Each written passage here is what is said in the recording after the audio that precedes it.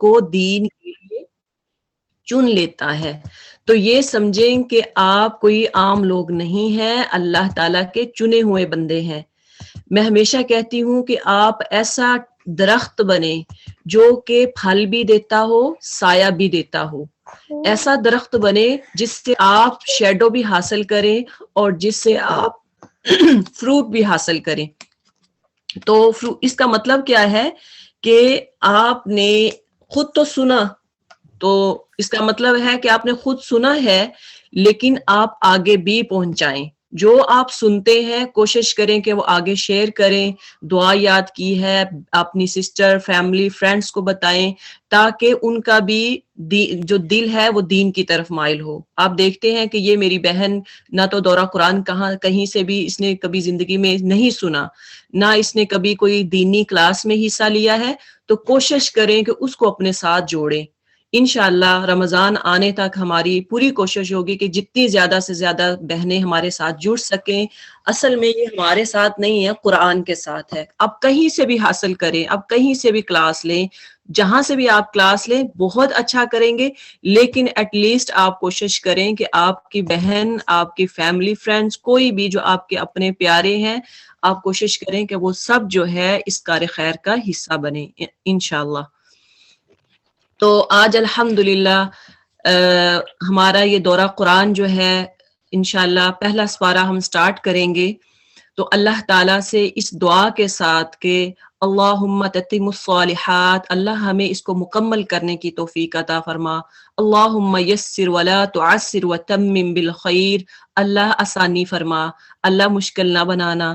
یہ نہ ہو کہ آج ہمیں اچھا لگ رہا ہے، ایک دن ہم سنیں، 2 دن سنیں اور پھر اس کو کہیں کہ چلو کوئی بات نہیں. ہمارا دیکھیں کہ ایمان جو ہے نا، جب رمضان سٹارٹ ہوتا ہے ایک دن پہلے ہم بڑی تیاریاں کرتے ہیں، بہت ہم جاتے ہیں. تراویح میں بھی دیکھیں، مساجد میں بھی لوگ بہت زیادہ پہلے دن میں 2-3 دن یا پہلا ویک کہہ لے کہ بہت زیادہ لوگ ہوتے ہیں جو جوک در جوک بچوں کو بھی لے کے جاتے ہیں نماز تراویح کے لیے. جمعہ ہوتا ہے، جمعے کی نماز کے لیے بھی.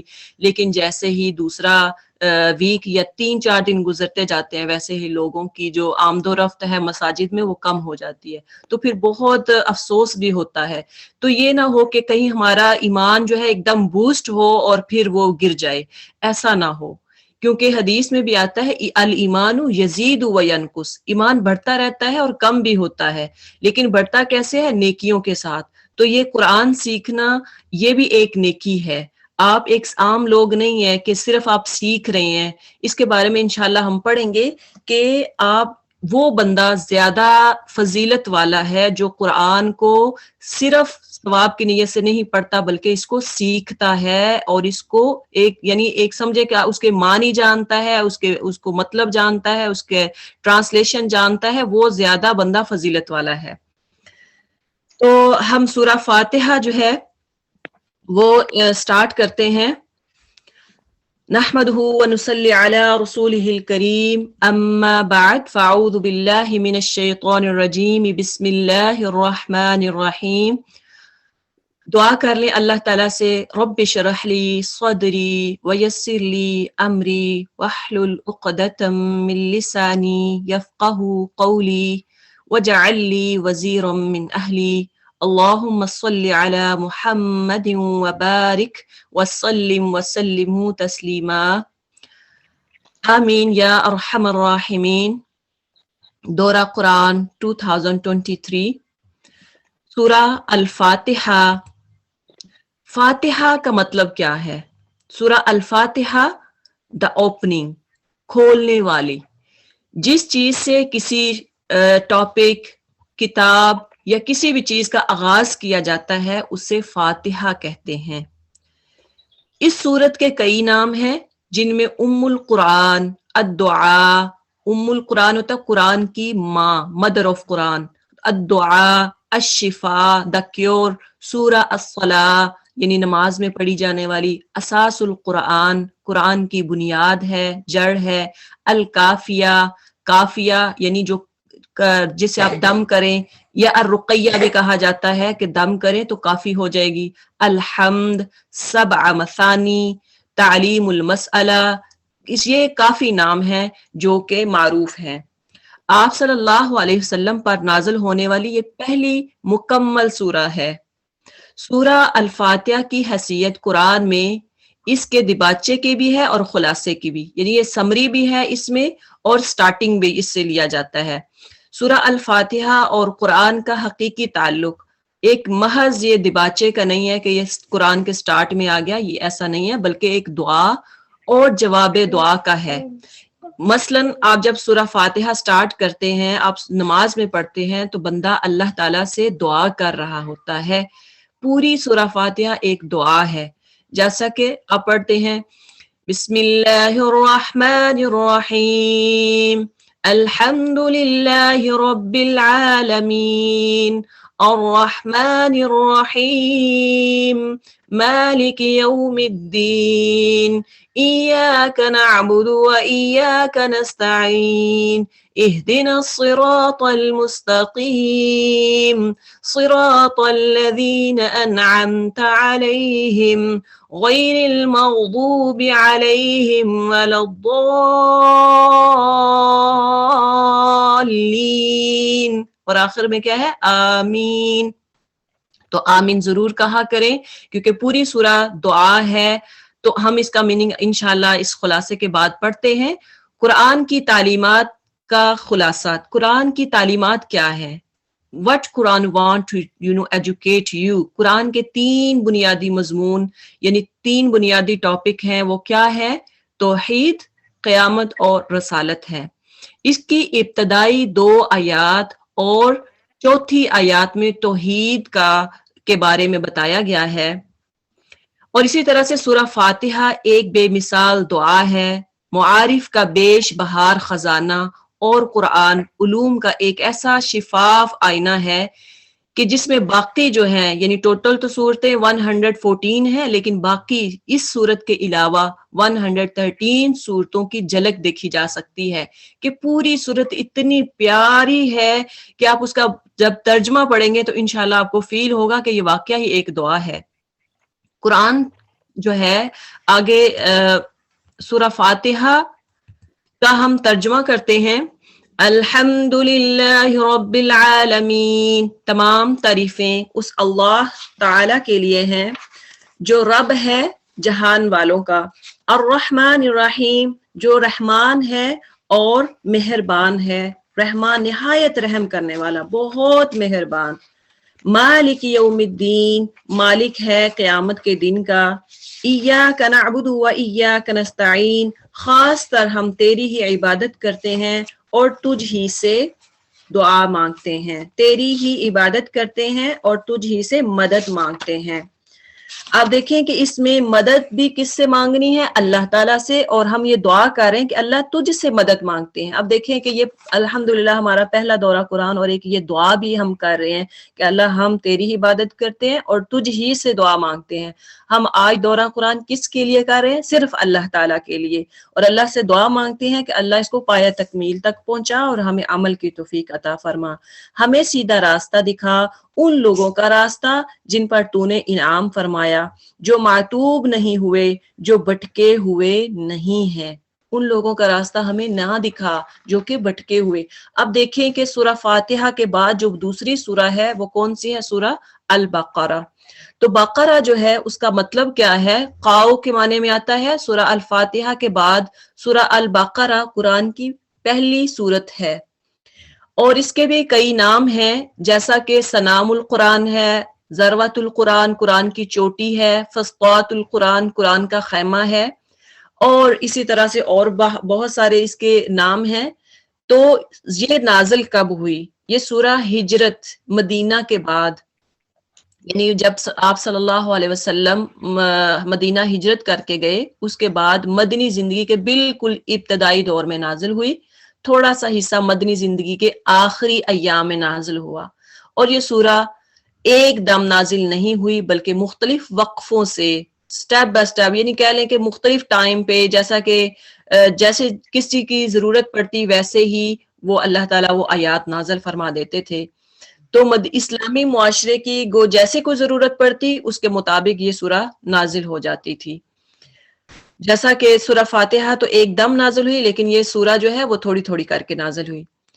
اسی طرح سے اس سورہ بقرہ کا مصحف میں قرآن میں کیا مقام ہے؟ سورہ فاتحہ میں بندہ اپنے رب سے جو دعا کرتا ہے کہ الحمدللہ رب العالمین الرحمن الرحیم، اے پروردگار میری رہنمائی کر، جواب میں اللہ تعالیٰ پورا قرآن اس کے سامنے رکھ دیتا ہے کہ یہ ہے وہ ہدایت و رہنمائی جس کی دعا تو نے کی تھی، جس کی اپلیکیشن تو کر رہا ہے نا، دعا کر رہا ہے، مانگ رہا ہے اللہ تعالیٰ سے کہ اللہ تو ریکویسٹ کر رہا ہے اللہ سے کہ اللہ مجھے ہدایت دے دے۔ اس ہدایت و رہنمائی کا آغاز اسی سورت سے ہوتا ہے جو کہ کیا ہے؟ ذَلِكَ الْكِتَابُ لَا رَيْبَ فِيهِ هُدًى لِّلْمُتَّقِينَ۔ اللہ تعالیٰ آگے پھر متقیوں کی نشانی بتائیں گے کہ متقی کون ہے، آپ نے کس راستے پہ چلنا ہے، کون سا راستہ آپ کو جنت کی طرف لے کے جانے والا ہے، یہ سارے اللہ تعالیٰ انشاءاللہ اس سورہ میں بتائیں گے۔ سورہ فاتحہ کے بعد 4 لانگ سورہ جو ہے ان کے ساتھ جڑی ہوئی ہیں۔ سورہ بقرہ کے بعد دیکھیں سورہ آل عمران، وہ بھی کافی لمبی سورہ ہے، سورہ نساء بھی کافی لمبی، سورہ مائدہ بھی۔ تو سورہ فاتحہ میں مغضوب جو قوم ہے جس پہ غصہ کیا گیا تھا، جو بھٹکائے گئے تھے، ان کے بعد وہ لوگ کون ہیں؟ یہود ہے۔ تو اس سورت فاتحہ کے بعد اس سورہ جو بقرہ ہے اس میں یہود کا بھی ذکر آئے گا، یہودیوں کے بارے یعنی بنی اسرائیل کا، اور ان پر فرد جرم اسی صورت میں۔ اور ضالین جو ہے جب انسان سورہ فاتحہ کی آخری آیت پڑھتا ہے ولضالین، نہ کہ ہمیں نصارہ کی راہ پہ چلانا، یعنی کرسچینٹی کے راستے پہ نہ چلانا، ان پر بھی فرد جرم سورہ آل عمران میں عائد ہوگا۔ سورہ یہود کو جو جرم عائد ہوا وہ سورہ بقرہ میں اس کی ڈیٹیل بتائی گئی ہے، اور نصارہ جو کرسچینٹی عیسائیت ہے اس کے بارے میں آل عمران میں آپ پڑھیں گے انشاءاللہ۔ تو اس کی فضیلت کیا ہے، اس کی ویلیو کیا ہے؟ سورہ بقرہ کو اگر آپ پڑھتے ہیں تو حضرت ابو ہریرہ رضی اللہ تعالی عنہ فرماتے ہیں کہ رسول صلی اللہ علیہ وسلم نے فرمایا لِكُلِّ شَيْءٍ سَنَام، ہر چیز کی ایک چوٹی ہوتی ہے، اور قرآن کی چوٹی سورہ بقرہ ہے۔ اس میں ایک ایسی آیا ہے جو تمام آیات کی سردار ہے، اور وہ ہے آیت الکرسی۔ اسی طرح سے حضرت ابو ہریرہ رضی اللہ تعالی عنہ فرماتے ہیں کہ نبی صلی اللہ علیہ وسلم نے فرمایا لا تجعلوا بیوتکم قبورا، اپنے گھروں کو قبرستان نہ بناؤ۔ یعنی اگر کوئی بندہ گھر میں قرآن ہی نہیں پڑھتا، نماز نہیں پڑھتا، تو گویا ان کے گھر ایسے جیسے قبرستان ہوں۔ تو فرمایا بے شک شیطان اس گھر میں داخل نہیں ہوتا جس کے گھر میں سورہ بقرہ نہیں پڑھی جاتی۔ تو اس لیے اپنے گھروں کو ہم نے قبرستان نہیں بنانا بلکہ گلستان بنانا ہے۔ تو وہ کیسے بنائیں گے؟ سورہ بقرہ کو پڑھنے سے۔ اب یہ ہے کہ ایک بندہ اگر آپ کہیں کہ سورہ بقرہ میں ڈیلی بیس پہ نہیں، ساری اتنی لمبی سورہ ہے 250 پارے کی، تو میں نہیں پڑھ سکتی، تو اس کے لیے ایک آسان طریقہ وہ بھی آپ صلی اللہ علیہ وسلم سے ہی ان کی طرف سے منسوب ہے کہ جو بندہ سورہ بقرہ جو ہے مکمل نہیں پڑھ سکتا تو سورہ بقرہ کی پہلی 5 آیات جو ہیں الف لام میم سے سٹارٹ کریں اولئک هم المفلحون تک، پہلی جو فرسٹ آیات ہیں 5، اور اس کے بعد سورہ آیت الکرسی، اور آیت الکرسی کے بعد کی 2 آیات جو ہیں، اور سورہ بقرہ کی آخری 3 آیات، یہ ٹوٹل 8 آیات ہیں جو بندہ پڑھتا ہے تو ڈیلی بیس پہ جو پڑھتا ہے تو گویا ایسے ہے جیسے اس نے سورہ بقرہ مکمل پڑھ لی۔ تو آپ کوشش کریں کہ ان آیات کو یاد کر لیں، ان آیات کو سیکھ لیں یا لکھ لیں۔ ابھی تو آج کل تو بکس بھی ملتی ہیں جن کے اندر لکھا یہ مطلب لکھا ہوتا ہے کہ سورہ بقرہ کی پہلی آیات، پھر آیت الکرسی اور 2 آیات اور آخر میں، تو یہ یاد کریں اور اپنے روز جو ہے اپنے وظائف کا حصہ اس کو بنائیں۔ اسی طرح سے حضرت عبداللہ بن مسعود رضی اللہ تعالی عنہ فرماتے ہیں کہ بے شک شیطان اس گھر سے بھاگ جاتا ہے جس میں اس سورہ بقرہ سنائی جائے، یعنی جس گھر میں سورہ بقرہ پڑھی جاتی ہے یا سنائی جاتی ہے تو اس گھر سے شیطان جو ہے وہ بھاگ جاتا ہے۔ اب دیکھیں کہ سورہ بقرہ جو ہے اس کا پہلا رکوع، اس کے بارے میں آپ دیکھیں گے کہ پہلے رکوع میں اللہ تعالیٰ کیا فرما رہے ہیں۔ میں اسکرین شیئر کرتی ہوں تاکہ آپ کے لیے ایزی ہو، جو جن کے پاس قرآن نہیں ہے بہتر ہے کہ آپ اپنا سارے قرآن لے لیں اور پھر آپ قرآن پہ دیکھیں تو زیادہ بہتر ہے، اور اس کا ساتھ ترجمہ سیکھیں۔ سورہ بقرہ ابھی ہم سٹارٹ کریں گے انشاءاللہ۔ تو آپ جس کے پاس قرآن نہیں ہے آپ قرآن لے لیں.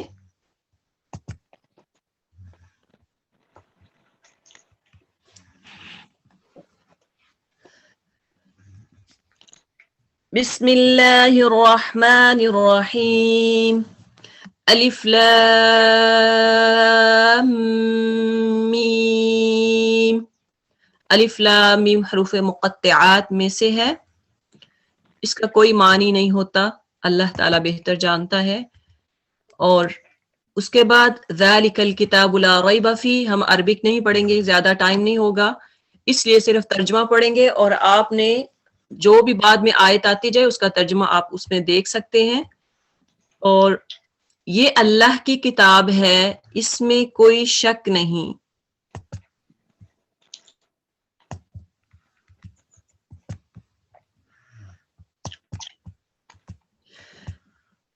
جی اب میں نے اسکرین شیئر کر دی آپ کے لیے ایزی ہو جائے. یہ اللہ کی کتاب ہے، اس میں کوئی شک نہیں. دیکھیں کہ جب بندہ اللہ تعالیٰ سے دعا کرتا ہے نا سورہ فاتحہ میں، تو یہاں پہ اللہ تعالیٰ اس کا جواب دے رہے ہیں کہ آپ نے ہدایت مانگی ہے تو اللہ تعالیٰ آپ کو ہدایت کی طرف بتا رہے ہیں کہ کون سا راستہ ہے ہدایت کی طرف جانے والا.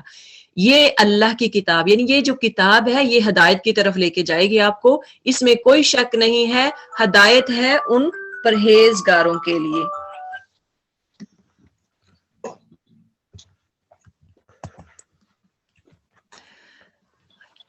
اور جو غیب پر ایمان لاتے ہیں، نماز قائم کرتے ہیں، جو رزق ہم نے ان کو دیا ہے اس میں سے خرچ کرتے ہیں. اب دیکھیں ایمان والوں کی جو یہاں پہ بتا دیا گیا کہ ایمان والے کون سے ہیں. ایمان والے کون لوگ ہیں کہ جو کہ نماز قائم کرتے ہیں، اللہ پر غیب پر ایمان لے کے آتے ہیں، نماز کو قائم کرتے ہیں اور زکوٰۃ ادا کرتے ہیں اور آخرت پر یقین رکھتے ہیں. آخرت پر ان کا ایمان ہوتا ہے. آگے فرمایا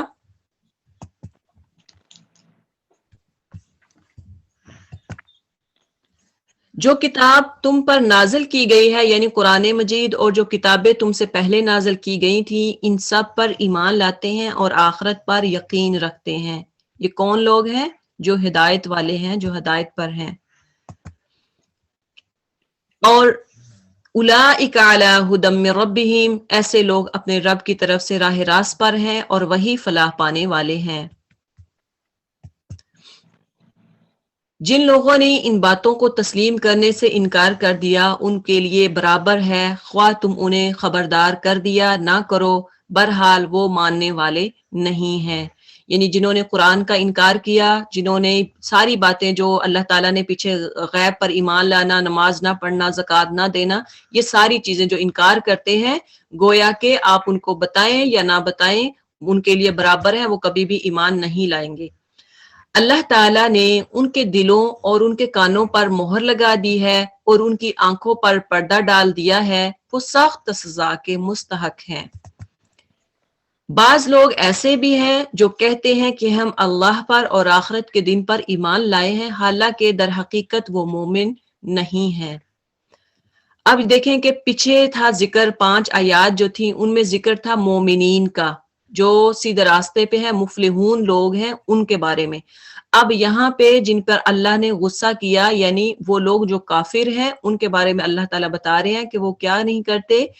بعض لوگ ایسے بھی ہیں جو کہتے ہیں کہ ہم اللہ پر اور آخرت کے دن پر ایمان لائے ہیں، حالانکہ حقیقت میں وہ مومن نہیں ہے. منافقین کا ذکر ہو رہا ہے، وہ اللہ اور ایمان لانے والوں کے ساتھ دھوکہ بازی کر رہے ہیں، مگر دراصل وہ خود اپنے آپ ہی کو دھوکے میں ڈال رہے ہیں اور انہیں اس کا شعور نہیں ہے.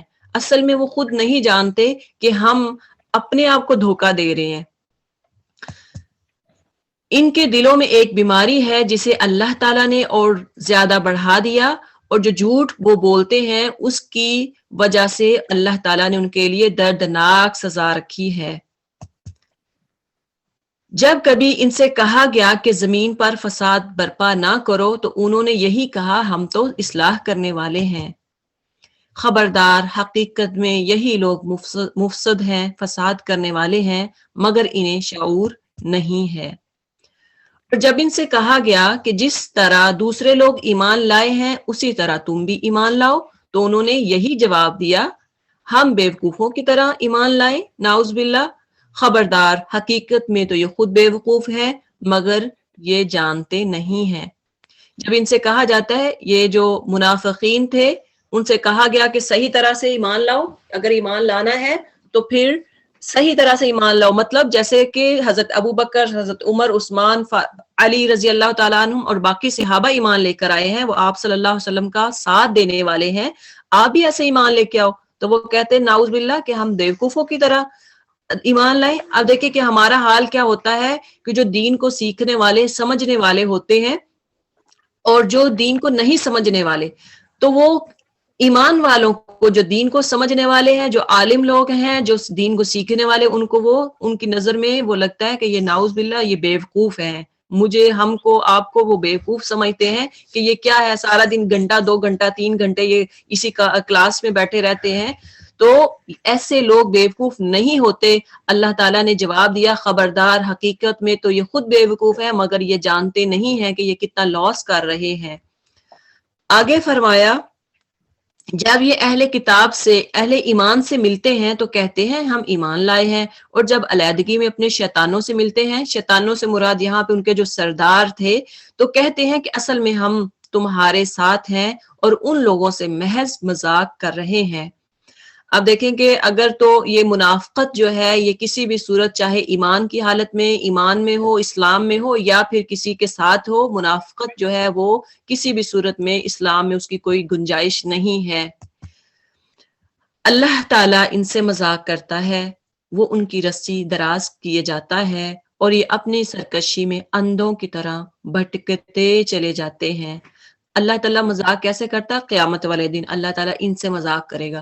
جب یہ جنت کی طرف جانے لگیں گے تو ایسے لوگوں کے درمیان میں ایک دیوار آ جائے گی، اللہ تعالیٰ کہیں گے، وہ حیران ہو جائیں گے کہ یہ دیوار کیوں آئی ہے، تو اللہ تعالیٰ کہیں گے اس لیے دنیا میں تم مذاق کرتے تھے نا، تو آج اللہ نے تمہارے ساتھ اس طریقے سے کیا ہے کہ تم اس قابل نہیں ہو کہ تم جنت میں جاؤ، کیونکہ دنیا میں رہ کے تم نے صحیح طرح سے اسلام کو قبول ہی نہیں کیا۔ یہ وہ لوگ ہیں جنہوں نے ہدایت کے بدلے گمراہی خرید لی ہے، مگر یہ سودا ان کے لیے نفع بخش نہیں ہے اور یہ ہرگز صحیح راستے پر نہیں ہے۔ یعنی یہ لوگ جو ہیں منافقین، جنہوں نے ہدایت کے بدلے گمراہی خرید لی ہے، مگر یہ سودا ان کے لیے نفع بخش نہیں ہے اور یہ ہرگز صحیح راستے پر نہیں ہے۔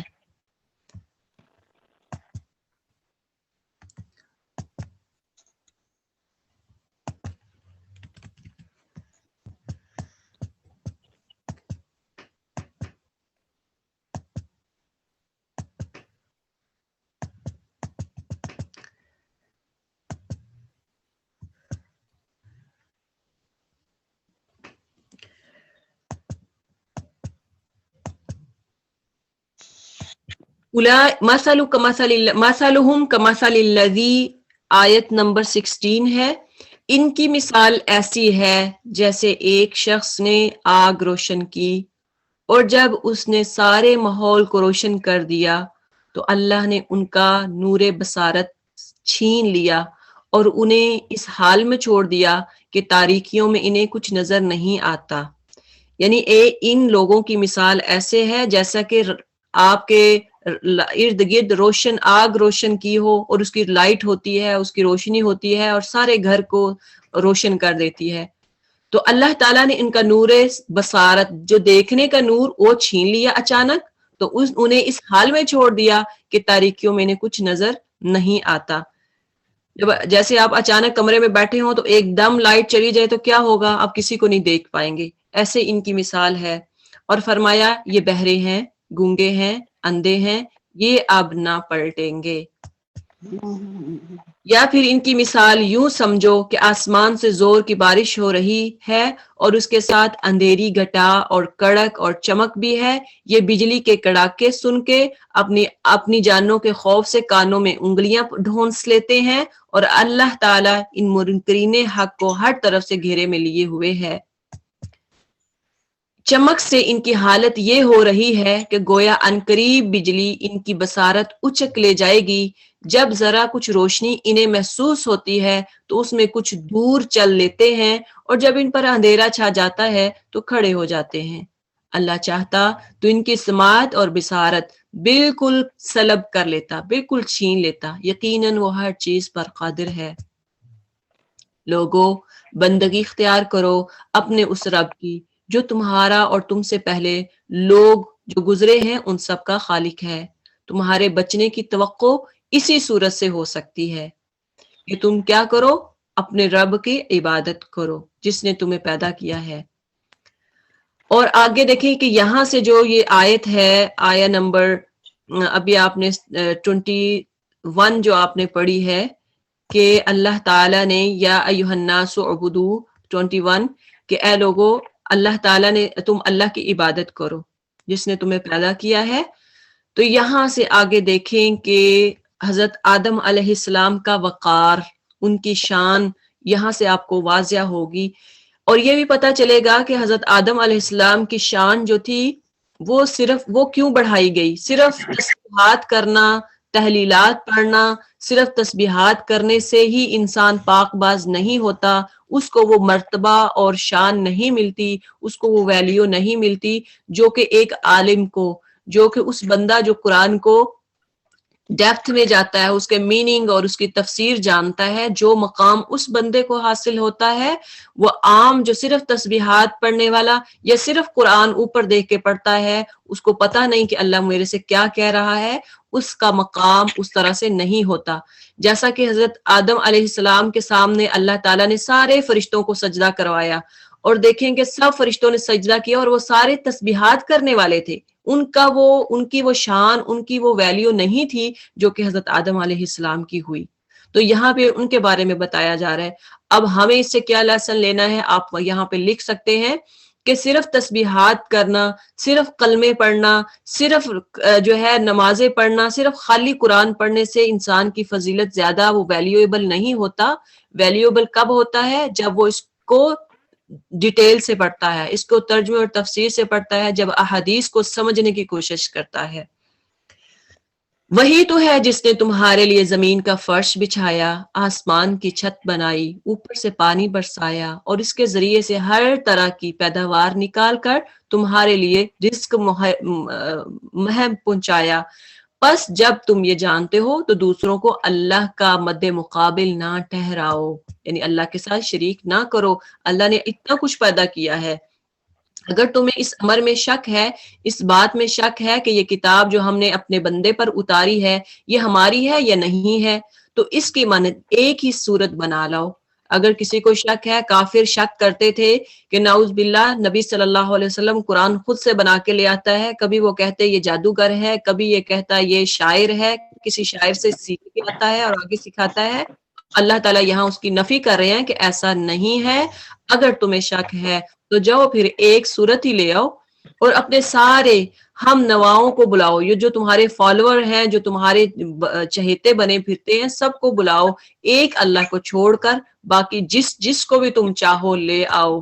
تم ایک صورت تو کہاں، آگے اللہ تعالیٰ سے چیلنج کر رہے ہیں فَإِن لَمْ تَفْعَلُوا وَلَن تَفْعَلُوا، تو یہ کام کر کے دکھاؤ. لیکن اگر تم نے ایسا نہ کیا اور یقیناً کبھی نہیں کر سکو گے تو ڈرو اس آگ سے جس کا ایندھن بنیں گے انسان اور پتھر، جو مہیا کی گئی ہے منکرین حق کے لیے. اور اے پیغمبر صلی اللہ علیہ وسلم، جو لوگ اس کتاب پر ایمان لے آئیں اور اس کے مطابق اپنے عمل درست کر لیں، انہیں خوشخبری دے دو کہ ان کے لیے ایسے باغ ہیں جن کے نیچے نہریں بہتی ہوں گی. ان باغوں کے پھل صورت میں دنیا کے پھلوں سے ملتے جلتے ہوں گے. جب کوئی پھل انہیں کھانے کو دیا جائے گا تو وہ کہیں گے کہ ایسے ہی پھل اس سے پہلے دنیا میں ہم کو دیے جاتے تھے. ان کے لیے وہاں پاکیزہ بیویاں ہوں گی اور وہ وہاں ہمیشہ رہیں گے. یہ کون سے لوگ ہیں؟ جو کہ نیک اعمال کرنے والے ہیں. جی پلیز میوٹ کر لیں، میوٹ کر لیں پلیز. یہ وہ لوگ ہیں جو نیک اعمال کرنے والے ہیں اور اللہ تعالیٰ ان کو اپنی جنت کی نعمتوں میں رکھیں گے انشاءاللہ. اور یہ سمجھ لیں کہ آج ہم اللہ کی خاطر بیٹھے ہیں تو انشاءاللہ اللہ ہمیں اس مقام تک ضرور پہنچائیں گے. اللہم انا نسألک الجنت الفردوس. اللہ ہم آپ سے جنت کا سوال کرتے ہیں، اللہ ہمیں جنت الفردوس عطا فرما. آمین. ان اللہ لا یستحیی، آیہ نمبر ہے 26. ہاں اللہ اس سے ہرگز نہیں شرماتا کہ مچھر یا اس سے بھی حقیر تر کسی چیز کی تمہیں مثال دے. جو لوگ حق بات کو قبول کرنے والے ہیں وہ انہیں تمثیلوں کو دیکھ کر جان لیتے ہیں، یعنی ان مثالوں کو، ان ایگزامپلس کو دیکھ کر وہ جان لیتے ہیں کہ یہ حق ہے. اب دیکھیں کہ مچھر کی مثال اللہ تعالیٰ ان کافروں کے ساتھ دے رہے ہیں کہ اتنا، یعنی اللہ تعالیٰ نہیں شرماتا کہ کسی کو مچھر یا اس سے بھی حقیر چیز کی مثالیں دے. تو جن کو نہیں سمجھ آتی ان مثالوں کو دے کر کہ یہ حق ہے جو ان کے رب کی طرف سے آیا ہے، اور جو ماننے والے نہیں ہیں وہ انہیں سن کر کہنے لگتے ہیں کہ ایسی تمثیلوں سے اللہ کو کیا سروکار، اللہ کو کیا ایسی تمثیلیں دینے کا فائدہ ہے. اس طرح اللہ ایک ہی بات سے بہتوں کو گمراہی میں مبتلا کر دیتا ہے اور بہت زیادہ لوگ کو راہ راست دکھاتا ہے، اور گمراہی میں وہ انہی کو مبتلا کرتا ہے جو فاسق ہوتے ہیں. اللہ کے عہد کو مضبوط باندھ لینے کے بعد توڑ دیتے ہیں. اب پھر کن کی بات ہو رہی ہے کہ یہ جو منافقین ہیں یہ کیا کرتے ہیں، اللہ کے وعدے کو پورا نہیں کرتے، توڑ دیتے ہیں.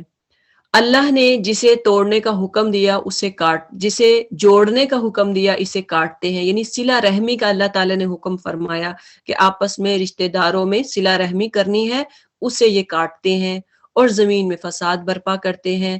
حقیقت میں یہ لوگ نقصان پہنچانے والے ہیں. اب یہاں سے ایک اور ہمارا جو لینے کا لیسن وہ ہے کہ رشتہ داروں کے ساتھ بنا کے رکھنی ہے، لڑائی جھگڑے سے بچنا ہے، نہ صرف رمضان میں بلکہ غیر رمضان بھی، باقی بھی 11 مہینوں میں کوشش کرنی ہے کہ بہن بھائی رشتہ داروں کے ساتھ اچھا سلوک کیا جائے. کیف تکفرون باللہ، تم اللہ کے ساتھ کفر کا رویہ کیسے اختیار کرتے ہو حالانکہ تم بے جان تھے، اس نے تم کو زندگی عطا کی، پھر وہی تمہاری جان سلب کرے گا، پھر وہی تمہیں دوبارہ زندگی عطا کرے گا، پھر اسی کی طرف تمہیں پلٹ کر جانا ہے. اب اللہ تعالیٰ یہاں پہ بتلا رہے ہیں کہ اللہ نے کیسے تمہیں پیدا کیا. وہ اللہ جو تمہیں پیدا کر سکتا ہے، کیا وہ تمہیں دوبارہ نہیں لوٹا سکتا؟ کیا وہ تمہیں دوبارہ آخرت میں پیدا نہیں کر سکتا؟ جب آخرت آئے گی تم سب کو اکٹھا کر کے ایک جگہ پہ ایک میدان میں نہیں لا سکتا؟ کیوں نہیں لا سکتا؟ هو الذی، وہ ذات، خلق لکم ما فی الارض جمیعا، وہ اللہ تو وہ ذات ہے جس نے تمہارے لیے زمین کی ساری چیزیں پیدا کی، پھر اوپر کی طرف توجہ فرمائی اور 7 آسمان بنائے، اور وہ ہر چیز کا علم رکھنے والا. یعنی انسان کو تو پیدا کرنا دور کی بات ہے، اللہ نے تو بہت کچھ پیدا کیا، زمین اور آسمان اور ہر چیز کو بنایا ہے. وَإِذْ قَالَ رَبُّكَ لِلْمَلَائِكَةِ إِنِّي جَاعِلٌ فِي الْأَرْضِ خَلِيفَةً، پھر ذرا اس وقت کا تصور کرو جب تمہارے رب نے فرشتوں سے کہا تھا کہ میں زمین میں ایک خلیفہ بنانے والا ہوں. انہوں نے عرض کیا کہ آپ زمین میں کسی ایسے کو مقرر کرنے والے ہیں جو اس کے انتقام کو بگاڑ دے گا اور خون ریزیاں کرے گا. آپ کی حمد و ثنا کے ساتھ تسبیح اور آپ کے لیے تقدیس تو ہم کر ہی رہے ہیں.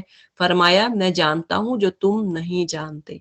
اب دیکھیں کہ یہاں پہ فرشتوں نے کیا کہا تھا، وَنَحْنُ نُسَبِّحُ بِحَمْدِكَ، ہم اللہ تمہاری تسبیحات بیان کر رہے ہیں، اللہ ہم آپ کے تسبیحات اور تمہاری پاکی بیان کرتے ہیں. تو آپ ایک عام ذات کو، ایک انسان کو کیوں پیدا کر رہے ہیں؟ اگر عبادت ہی مقصود تھی تو ہم کر رہے ہیں. اللہ نے فرمایا نہیں، چپ کر، جو مجھے زیادہ پتا ہے. وَعَلَّمَ آدَمَ الْأَسْمَاءَ، اس کے بعد اللہ نے آدم کو ساری چیزوں کے نام سکھائے، پھر انہیں فرشتوں کے سامنے پیش کیا اور فرمایا اگر تمہارا خیال صحیح ہے کہ کسی خلیفہ کے تقرر سے انتظام بگڑ جائے گا تو ذرا ان چیزوں کے نام بتاؤ. اب یہاں پہ اللہ تعالیٰ نے حضرت آدم کو نام سکھائے. اس کا مطلب کیا ہے کہ علم حاصل کرنا، ہر بندے کو علم حاصل کرنا چاہیے، اور علم سے ہی انسان کی فضیلت جو بڑھتی ہے. حدیث میں آتا ہے، آپ صلی اللہ علیہ وسلم فرماتے ہیں کہ عالم اور جو حافظ ہے، اس کی مثال، اس کی فضیلت اس طرح ہے، یعنی عالم کو حافظ پہ فضیلت اس طرح ہے کفضل القمر علی الکواکب، جس طرح کے چاند کو فضیلت ہے ستاروں پر۔ تو چاند دیکھیں کہ جب رات کو چاند ہوتا ہے، نظر آ رہا ہوتا ہے، تو باقی جو سٹارز تارے ہیں وہ بالکل چھوٹے چھوٹے نظر آتے ہیں، تو آپ کو روشنی کون دے رہا ہوتا ہے؟ چاند دے رہا ہوتا ہے۔ تو اس لیے جو عالم ہے، جو آپ دین سیکھ رہے ہیں، قرآن کو سیکھ رہے ہیں، آپ کی فضیلت بھی اسی طرح ہے جیسے مون ہے۔ تو الحمدللہ کہا کریں جب آپ دین سیکھتے ہیں کہ الحمدللہ اللہ نے ہمیں یہ توفیق دی ہے، اور اپنے آپ کو ایک ویلیویبل انسان سمجھا کریں کہ اللہ نے مجھے یہ توفیق دی ہے، اور اللہ تعالیٰ عمل کی بھی توفیق عطا فرمائے۔ قالوا سبحانہ، لیکن یہ بات یاد رکھیں کہ علم حاصل کر کے تکبر کرنا یہ شیطان کی نشانی ہے۔ اگر کسی بھی صورت کوئی تکبر کرتا ہے، تکبر جائز نہیں ہے، یہ کفر ہے، تو اس لیے تکبر نہیں کرنا۔ جیسا کہ شیطان نے، آپ دیکھیں آگے کیا آتا ہے، انہوں نے عرض کیا نقص سے پاک تو آپ ہی کے ذات ہے، یعنی آپ میں کوئی نقص نہیں ہے، ہم تو بس اتنا ہی علم رکھتے ہیں جتنا آپ نے ہم کو دے دیا ہے، حقیقت میں سب کچھ جاننے والا اور سمجھنے والا آپ کے سوا کوئی نہیں ہے۔ قال یا آدم انبئہم باسمائہم، پھر اللہ نے آدم سے کہا تم انہیں ان چیزوں کے نام بتاؤ۔ اب یہاں پہ فضیلت واضح کرنی تھی، تو اب جب اس نے ان کو ان سب کے نام بتا دیے، تو اللہ نے فرمایا میں نے تم سے کہا نہ تھا کہ میں آسمانوں اور زمینوں کی وہ ساری حقیقتیں جانتا ہوں جو تم سے پوشیدہ ہیں، جو تم نہیں جانتے، جو کچھ تم ظاہر کرتے ہو وہ بھی مجھے معلوم ہے، اور جو کچھ تم چھپاتے ہو اسے بھی میں جانتا ہوں۔ اب یہاں سے پتہ چلا، یہاں سے ہمارے لیے کیا لیسن ہے؟ ایک تو یہ ہے کہ اللہ تعالیٰ ہر چیز پوشیدہ کو اور ظاہری کو جانتا ہے۔ کبھی بھی کوئی برائی کرنے لگیں تو رک جائیں، فوراً رک جائیں۔ ہمارے دیکھیں کہ اگر آپ آفس میں کہیں کام کرتے ہوں اور ارد گرد جو ہے سی سی ٹی ویز کیمرہ لگا ہو، تو آپ کیا کریں گے؟ آپ کوئی بھی فون یوز نہیں کریں گے جہاں پہ لکھا ہو کہ فون یوز نہیں کر سکتے، آپ کو سختی سے منع کیا ہو کہ یہاں پہ فون یوز نہیں کر سکتے۔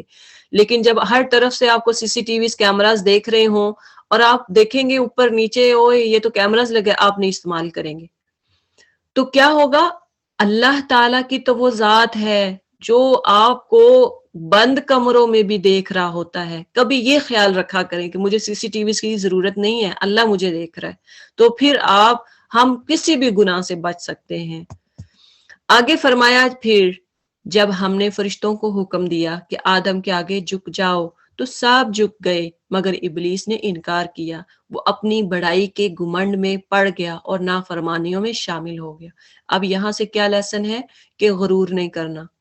اگر آپ کو فضیلت آپ سمجھتے ہیں کہ میں بڑا دیندار ہوں، یا میں بڑا نمازیں پڑھتی ہوں، میں بڑے روزے رکھتی ہوں، میں بڑا قرآن پڑھتی ہوں، یا میں بڑی کلاسیں لیتی ہوں، please stop it to say I'm doing very thing, I'm taking so many classes, I'm learning so many things, please. اور میں تو اب بڑی عالم بن گئی ہوں، میں تو اب بڑی فاضل بن گئی ہوں، اب تو میرے سے ہر مسئلہ پوچھ سکتے ہیں۔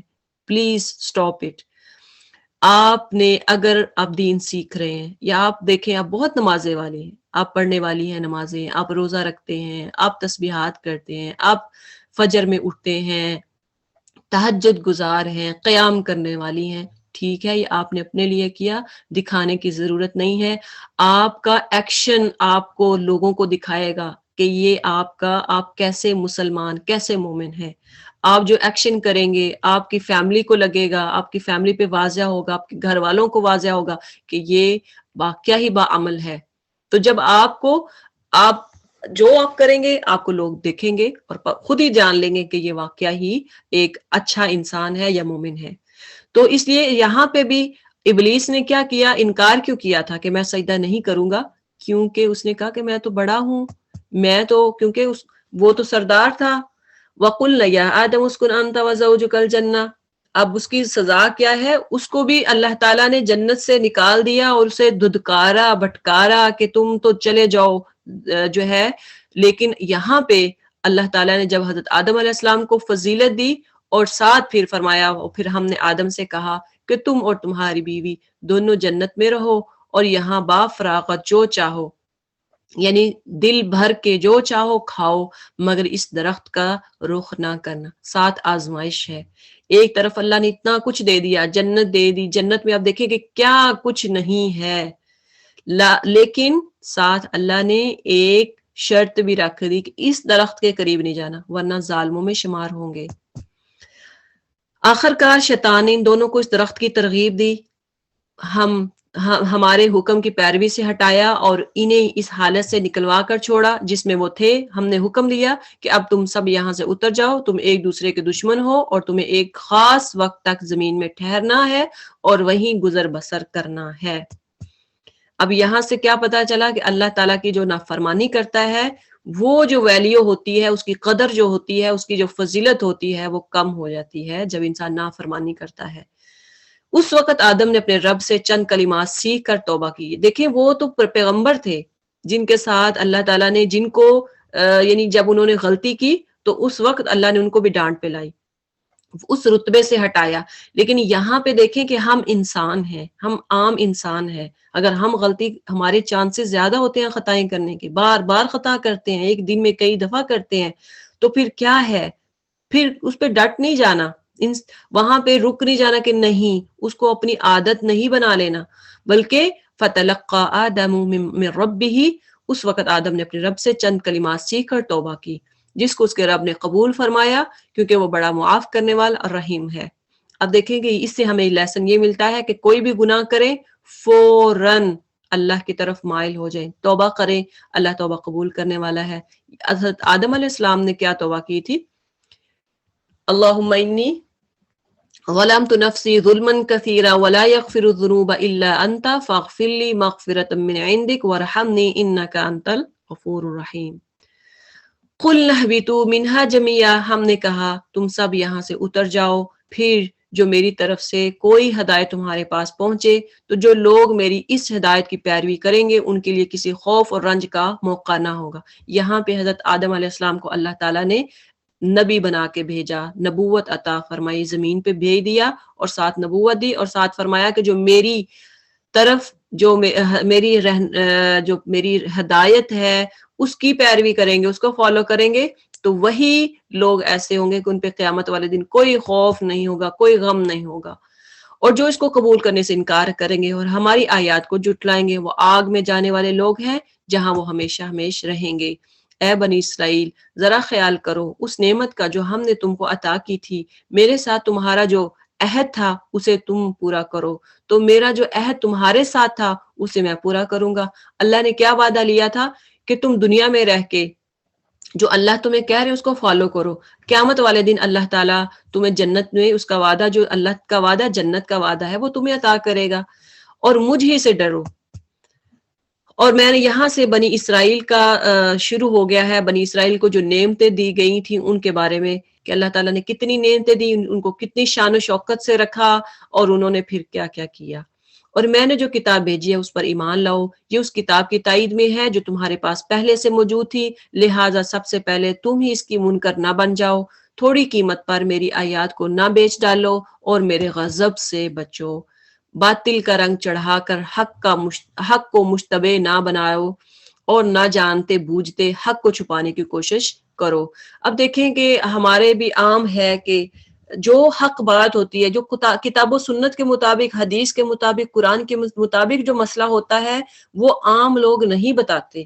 وہ اپنے ولیوں کی اور اپنے جو ہے وہ فلاں نے ایسے کیا، فلاں نے ایسے کیا. جب دیکھیں آپ کہ جہاں پہ کوئی کتاب و سنت کی بات نہیں کر رہا اس کو چھوڑ دیں، کیونکہ وہ آپ کو گمراہی کی طرف لے کے جا رہے ہیں. نماز قائم کرو، زکوٰۃ، اور جو لوگ میرے آگے جھک رہے ہیں ان کے ساتھ تم بھی جھک جاؤ.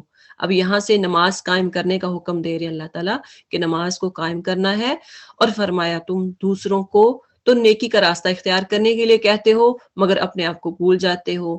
یہ ہے عالم کے لیے، یہ ہے جو قرآن کو سیکھنے والا ہے، جو سمجھنے والا اس کے لیے، کہ یہ نہیں ہے کہ لوگوں کو خود نیکی کا حکم دو مگر خود سوئے رہو.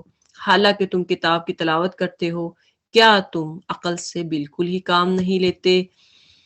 صبر اور نماز سے مدد لو، بے شک نماز ایک سخت مشکل کام ہے.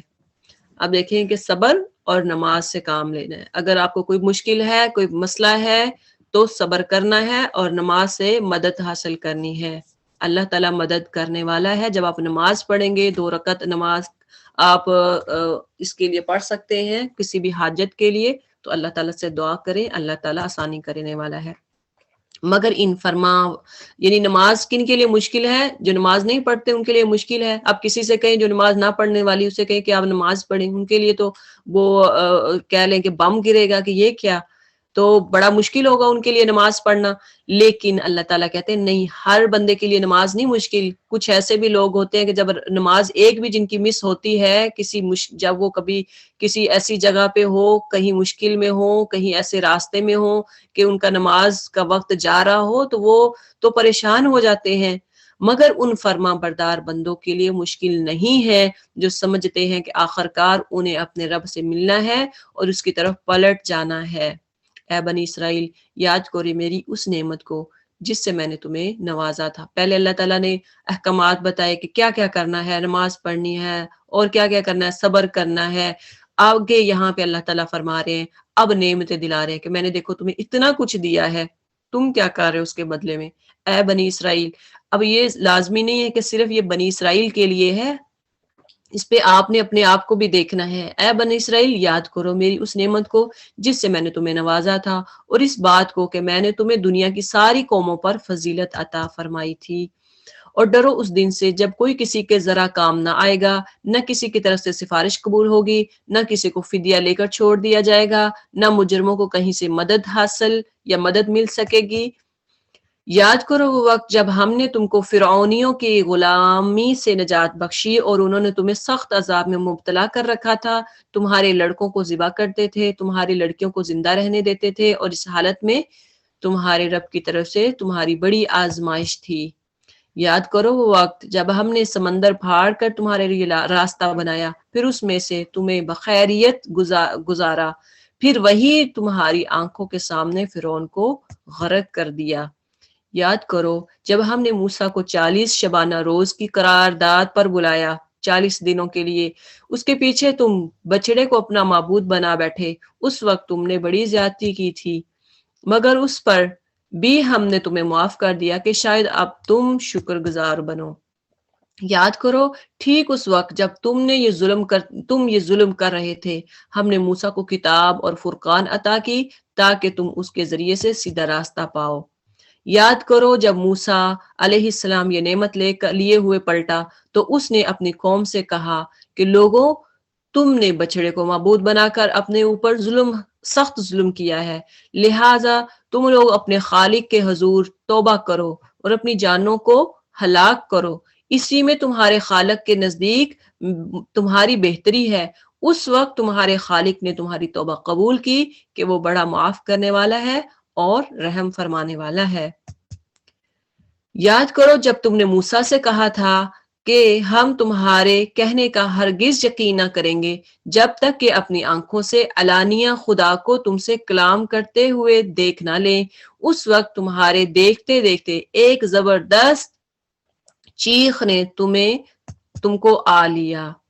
تم بے جاں ہو کر گر چکے تھے، مگر جب ہم نے تم کو جلا اٹھایا یعنی اٹھا دیا، زندہ کیا، شاید کہ اس احسان کے بعد تم شکر گزار بن جاؤ. ہم نے تم پر اکابر کا سایہ کیا یعنی تم پر بادلیوں کا سایہ کیا، من و سلوہ کی غذا تمہارے لیے فراہم کی، اور تم سے کہا کہ جو پاک چیزیں ہم نے تمہیں بخشی ہیں انہیں کھاؤ.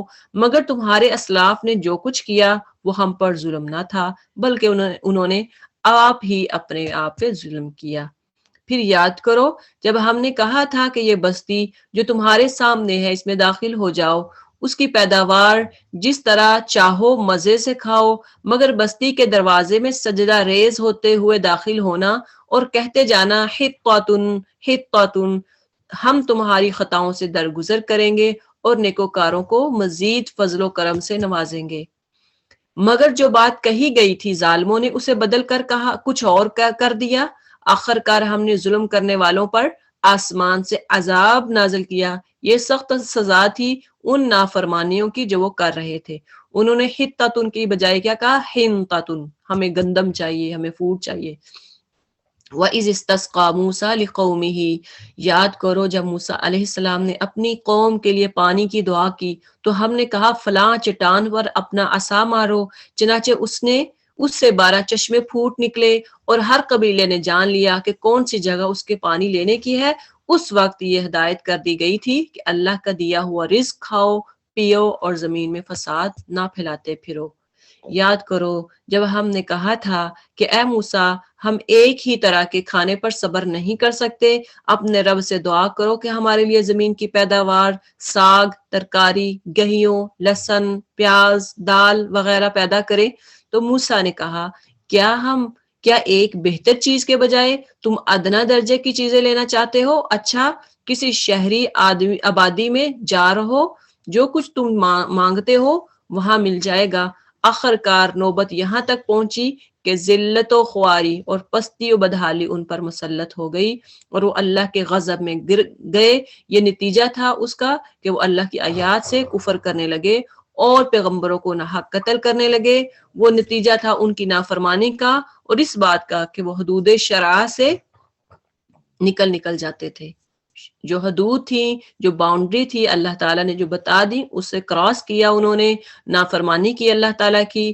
دیکھیں کہ اللہ تعالیٰ نے کتنے احسان جتلائے ہیں، آپ گن سکتے تھے کتنے احسان جتلائے اللہ تعالیٰ، کتنے احسان کیے ان پر۔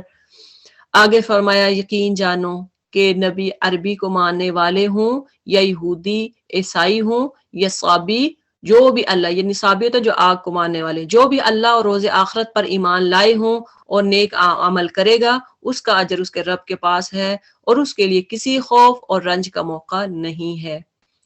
اب یہاں سے اللہ تعالیٰ بتا رہے ہیں کہ کن لوگوں پر خوف نہیں ہے؟ جو ایمان لائے اور جو یوم آخرت کے دن پر ایمان لائے اور عمل کرے۔ یاد کرو وہ وقت جب ہم نے طور کو تم پر اٹھا کر تم سے پختہ عہد لیا تھا اور کہا تھا کہ جو کتاب ہم تمہیں دے رہے ہیں اسے مضبوطی کے ساتھ تھامنا اور جو احکام ہدایت اس میں درج ہے انہیں یاد رکھنا۔ اسی ذریعے سے توقع کی جا سکتی ہے کہ تم تقوی کی روش پر چل سکو گے، مگر اس کے بعد تم اپنے عہد سے پھر گئے۔ اس پر بھی اللہ کے فضل اور اس کی رحمت نے تمہارا ساتھ نہ چھوڑا، ورنہ تم کبھی کے تباہ ہو چکے ہوتے۔ پھر تمہیں اپنی قوم کے ان لوگوں کا قصہ تو معلوم ہی ہے جنہوں نے سبت کا قانون توڑا تھا۔ سبت کہتے ہیں ہفتے کے دن کا۔ ہم نے انہیں کر دیا کہ بندر بن جاؤ اور اس حالت میں رہو کہ ہر طرف سے تم پر دھدکار بھٹکار پڑے۔ اب جب انہوں نے سبت ہفتے کا جو دن تھا جس میں وہ مچھلیاں پکڑتے تھے، اس پہ اللہ تعالیٰ نے ان کو منع کیا تھا، لیکن انہوں نے اس کو بھی قانون کو توڑا اور اس پر اللہ تعالیٰ نے ان کو بندر بنا دیا۔ اس طرح ہم نے ان کے انجام کو اس زمانے کے لوگوں اور بعد کے آنے والی نسلوں کے لیے عبرت اور ڈرنے والوں کے لیے نصیحت بنا کر چھوڑا۔ پھر وہ واقعہ یاد کرو جب موسیٰ علیہ السلام نے اپنی قوم سے کہا کہ اللہ تمہیں ایک گائے ذبح کرنے کا حکم دیتا ہے۔ اب دیکھیں کہ یہ ہم سورہ بقرہ پڑھ رہے ہیں، تو اب فرسٹ ٹائم یہاں پہ بقرہ کا ذکر آیا ہے آیہ نمبر 67 میں، وَإِذْ قَالَ مُوسَىٰ لِقَوْمِهِ إِنَّ اللَّهَ يَأْمُرُكُمْ أَن تَذْبَحُوا بَقَرَةً۔ تو یہاں پہ گائے کا ذکر ہے۔ اس سورت کا نام اسی وجہ سے تھا کہ اس میں گائے کا ذکر ہے، بقرہ کا ورڈ ہے اور ایک خاص واقعہ کا ذکر ہے، جس لیے اس کا نام بقرہ رکھا گیا۔ لیکن یہ پوری سورہ صرف اسی قصے کے حوالے سے نہیں ہے، اس میں صرف چند آیات ہیں جو بقرہ کے حوالے سے ہے، باقی اس میں مختلف ٹاپکس ہیں اس سورہ میں۔ اب یہاں پہ جب وَإِذْ قَالَ مُوسَىٰ لِقَوْمِهِ، جب کسی نے اپنے چچا کو قتل کر دیا بھانجے نے، تو اس وقت پھر انہوں نے کہا کہ اب اس قاتل کو کیسے پکڑا جائے گا۔ اس پر اللہ تعالیٰ نے کہا کہ گائے کو ذبح کرو۔ اب انہوں نے جب اللہ تعالیٰ نے کہہ دیا کہ گائے کو ذبح کرو تو وہ کر لیتے، تو پھر بھی ان کو پتہ چل جانا تھا کہ قاتل کون ہے۔ لیکن جب انہوں نے ذبح نہ کیا، چوں چرا کی، کوسچن پہ کوسچن، تو پھر اللہ تعالیٰ نے اس کے لیے مشکلات پیدا کرتے گئے۔ تو اس لیے اگر کسی بھی یہاں سے ہمیں جو پتہ چلے گا مسئلے کا، کہ کوئی بھی مسئلہ ہو جس کا ہمیں اللہ تعالیٰ نے منع کیا ہے کہ اس کے بارے میں زیادہ کوسچن نہیں کرنے، جیسا کہ قرآن میں حدیث میں واضح طور پہ کوئی مسئلہ ہو لیکن اس کے باوجود کچھ لوگ ہوتے ہیں بال کی بھی کھال اتارتے ہیں، تو اگر کوشچن پہ کوشچن کرتے ہیں تو وہ کرنا جائز نہیں ہے. آپ صلی اللہ علیہ وسلم سے بھی لوگ کا کیا کرتے تھے, اور جن کا تو آنسر آ جاتا, اللہ کی طرف سے قرآن نازل ہو جاتا, بتا دیتے, اور جن کا پتہ نہ چلتا تو آپ صلی اللہ علیہ وسلم پھر خود سے بھی اور سوال کرنے سے بھی, زیادہ سوال کرنے سے بھی صحابہ کو منع کیا کرتے تھے. وَإِذْ قَالَ مُوسَىٰ لِقَوْمِهِ, پھر وہ واقعہ یاد کرو جب موسیٰ نے اپنی قوم سے کہا کہ اللہ تمہیں ایک گائے ذبح کرنے کا حکم دیتا ہے. کہنے لگے کیا تم ہم سے مذاق کرتے ہو؟ موسیٰ علیہ السلام نے کہا میں اس سے خدا کی پناہ مانگتا ہوں کہ جاہلوں کسی باتیں کروں, کہ میں کیوں مذاق کروں گا. بولے اچھا اپنے رب سے درخواست کرو کہ وہ ہمیں گائے کی کچھ تفصیل بتائے. موسیٰ نے کہا اللہ کا ارشاد ہے کہ وہ ایسی گائے ہونی چاہیے جو نہ بوڑھی ہو نہ بچیا, نہ بوڑھی ہو نہ بچی ہو, بلکہ اوسط عمر کی ہو, درمیانی عمر کی ہو. لہٰذا جو حکم دیا جاتا ہے اس کی تعمیل کرو. پھر کہنے لگے اپنے رب سے یہ اور پوچھ لو. دیکھیں اپنے رب سے ہیں, اپنے رب سے یہ اور پوچھ دو کہ اس کا رنگ کیسا ہے. موسیٰ نے کہا وہ فرماتا ہے زرد رنگ کی گائے ہونی چاہیے جس کا رنگ ایسا شوخ ہو کہ دیکھنے والوں کا جی خوش ہو جائے. پھر بولے اپنے رب سے صاف صاف پوچھ کر بتاؤ کیسی گائے مطلوب ہے, ہمیں اس کے تعین میں اشتباہ شک ہو گیا ہے, اللہ نے چاہا تو ہم اس کا پتہ پا لیں گے. موسیٰ علیہ السلام نے جواب دیا اللہ کہتا ہے کہ وہ ایسی گائے ہے جس سے خدمت نہیں لی جاتی, نہ زمین جوتتی ہے نہ پانی کھینچتی ہے, صحیح سالم ہے اور بے داغ ہو. اس پر وہ پکار اٹھے کہ ہاں اب تم نے ٹھیک پتہ بتایا. پھر انہوں نے اسے ذبح کیا, ورنہ وہ ایسا کرتے معلوم نہ ہوتے تھے. جب بندے نے کوئی کام نہیں نہ کرنا ہوتا پھر اس پہ کوشچن کرتا ہے. اگر کوئی کرنا ہو تو وہ فوراً کہتا ہے کہ ٹھیک ہے میں یہ بات کرتا ہوں. اب بچے سے کبھی کوئی کام کہہ دینا تو وہ کہے گا اچھا کہاں سے لے کے آنا ہے, کدھر رکھنا ہے, کس جگہ پہ پڑا تھا, یعنی 100 وہ کوشچن کرتے ہیں جب انہوں نے کام نہیں کرنا ہوتا. تو اسی طرح سے مومن کون ہے, جب اللہ تعالیٰ حکم فرما دیتے ہیں تو اس پہ فوراً عمل کرتا ہے. اور تمہیں یاد ہے وہ واقعہ جب تم نے ایک شخص کی جان لی تھی, پھر اس کے بارے میں جھگڑنے اور اس ایک دوسرے پر قتل کرنے کا الزام تھوپنے لگے تھے, اور اللہ نے فیصلہ کر لیا تھا کہ جو کچھ تم چھپاتے ہو اسے کھول کر رکھ دے گا. اس وقت ہم نے حکم دیا کہ مقتول کی لاش کو اس کے ایک حصے سے ضرب لگاؤ. جو مقتول کی لاش ہے اس کو جو گائے کا پیس ایک حصہ ہے اس کے ساتھ ملاؤ, اس کو لگاؤ. دیکھو اس طرح اللہ مردوں کو زندگی بخشتا ہے اور تمہیں اپنی نشانیاں دکھاتا ہے تاکہ تم سمجھو. تو جب لگایا تو وہ قاتل پکڑا گیا تھا. پھر مگر ایسی نشانیاں دیکھنے کے بعد بھی آخرکار تمہارے دل سخت ہو گئے, پتھروں کی طرح سخت, بلکہ سختی میں کچھ ان سے بھی بڑھے ہوئے ہیں. یعنی پتھر تو پھر بھی کچھ ایسے ہیں, کیونکہ پتھروں میں سے تو کوئی ایسا بھی ہوتا ہے جس میں سے چشمے پھوٹ پڑتے ہیں, کوئی پھٹتا ہے اور اس میں سے پانی نکل آتا ہے, اور کوئی خدا کے خوف سے لرز کر گر بھی پڑتا ہے. اللہ تمہارے کرتوتوں سے بے خبر نہیں ہے. پتھروں میں بھی ایسے پتھر ہیں آپ دیکھتے ہیں کہ جو کئی ایسے ہیں جس سے چشمے نکل رہے ہیں, کئی ایسے ہیں جس میں سوراخ ہو جاتے ہیں, کئی ایسے ہیں کہ جو گر بھی جاتے ہیں اللہ کے ڈر سے خوف سے. تو لیکن یہ جو لوگ ہیں ان کے دل اس سے بھی زیادہ سخت ہو گئے ہیں. اے مسلمانوں اب کیا ان لوگوں سے تم یہ توقع رکھتے ہو کہ تمہاری دعوت پر ایمان لے آئیں گے, حالانکہ ان میں سے ایک گروہ کا شیوا یہ رہا ہے, ایک گروہ کی عادت یہ رہی ہے کہ اللہ کا کلام سنا اور پھر خوب سمجھ بوجھ کر جان بوجھ کر اس میں تحریف کی. محمد صلی اللہ علیہ وسلم پر ایمان لانے والوں سے ملتے ہیں تو کہتے ہیں کہ ہم بھی انہیں مانتے ہیں, اور جب آپس میں ایک دوسرے سے الگ ہوتے ہیں, بات چیت ہوتی ہے تو کہتے ہیں کہ بے وقوف ہو گئے ہو. ان لوگوں کو وہ باتیں بتاتے ہو جو اللہ نے تم پر کھولی ہیں تاکہ تمہارے رب کے پاس تمہارے مقابلے میں انہیں حجت میں پیش کریں. یہ کیا جانتے نہیں ہیں کہ جو کچھ یہ چھپاتے ہیں اور جو کچھ ظاہر کرتے ہیں اللہ کو سب باتوں کی خبر ہے. یہ ان کے عوام کا حال تھا. علم کتاب سے ان میں ایک دوسرے گروہ امیوں کا ہے جو کتاب کا علم رکھتے نہیں, بس اپنی بے بنیاد امیدوں اور آرزوؤں کو لیے بیٹھے ہیں اور محض وہم و گمان پر چلے جا رہے ہیں. بس ہلاکت اور تباہی ہے ان لوگوں کے لیے جو اپنے ہاتھوں سے شرع کا نوشتہ لکھتے ہیں، یعنی خود سے شریعت بناتے ہیں، پھر لوگوں سے کہتے ہیں کہ اللہ کے پاس سے آیا ہوا ہے تاکہ اس کے معاوضے میں تھوڑا سا فائدہ حاصل کر لیں۔ ان کے ہاتھوں کا یہ لکھا بھی ان کے لیے تباہی کا سامان ہے، اور ان کی یہ کمائی بھی ان کے لیے موجب ہلاکت ہے۔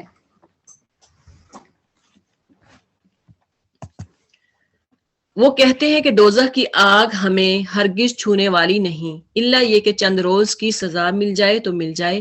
ان سے پوچھو کیا تم نے اللہ سے کوئی وعدہ لیا ہے جس کی خلاف ورزی وہ نہیں کر سکتا، یا بات یہ ہے کہ تم اللہ کے ذمے ڈال کر ایسی باتیں کر دیتے ہو جن کے متعلق تمہیں علم نہیں کہ اس نے ان کا ذمہ لیا ہے؟ آخر تمہیں دوزخ کی آگ کیوں نہ چھوئے گی؟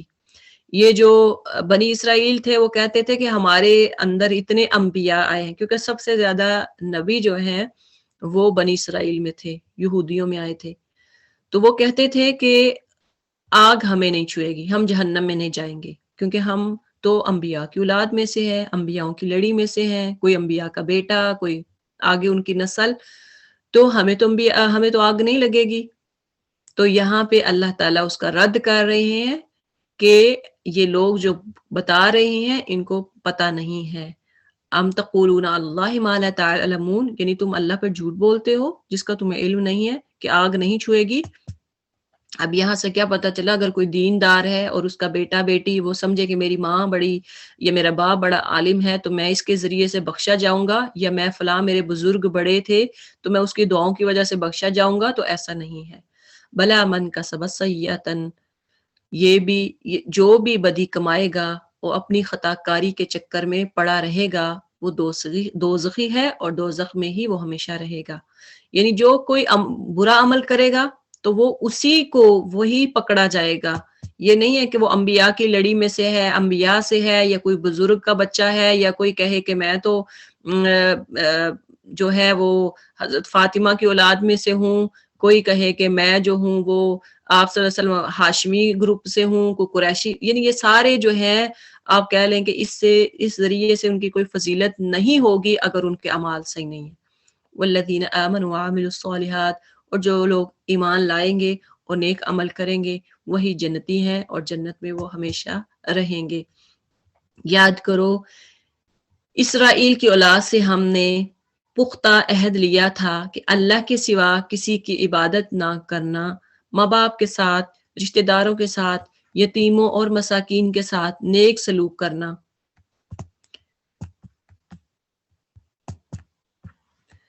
یتیموں اور مسکینوں کے ساتھ نیک سلوک کرنا، لوگوں سے بھلی بات کرنا، نماز قائم کرنا اور زکوٰۃ دینا، مگر تھوڑے آدمیوں کے سوا تم سب اس عہد سے پھر گئے اور اب تک پھرے ہوئے ہو۔